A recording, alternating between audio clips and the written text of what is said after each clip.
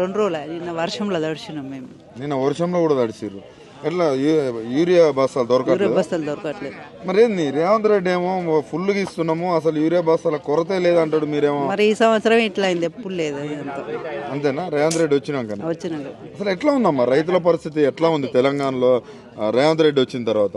ఎట్లా ఉన్నది, మందుల రేటు పెరిగింది, పిండి బస్తాలకు ఇబ్బంది అవుతుంది, రైతు బంధు ఇబ్బంది, రుణమాఫీ కూడా కాలే మాకు. రుణమాఫీలు కూడా కాలే. మరి రైతుకు రుణమాఫీ కాలే, పండిస్తానికి యూరియా ఇస్తలేడు, పండిస్తానికి నీళ్లు రావట్లేమని అంటున్నారు.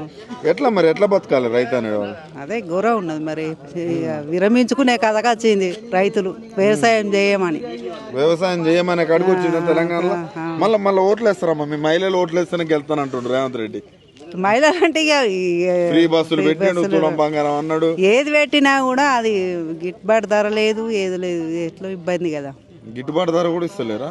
ఏం ధరలు మొత్తం మిర్చి దాదా ఈ సంవత్సరం మొత్తం డౌన్ అయింది. మొత్తం 1,50,000 మీద పడ్డాయి మాకు కూళ్ళు. మీకు రిటర్న్ గా మీ సంవత్సరం చేసిన పెట్టుబడి కూడా అందులోకిపోయింది. పెట్టుబడాలనే మీ శ్రమాలనే అదిపోగా మీకు పైగా 1,50,000 అప్పు.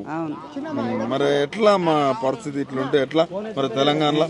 ఎట్లా అంటే ఇక గవర్నమెంట్ పట్టించుకోవాలి. మనం ఎలక్షన్స్ వస్తున్నాయి ఇప్పుడు, మళ్ళీ ఓట్లు వేసే పరిస్థితి ఏమైనా ఉందా? మనం ఎట్లా ఎత్తాం ఓట్లు? ఇంత ఇబ్బందులు పెట్టినాక ఓట్లు వేయడం మనకు ఎట్లా ఎత్తాం? అంతేనా? ఇబ్బందులు పాలవుతున్నది అయితే. ఓకే.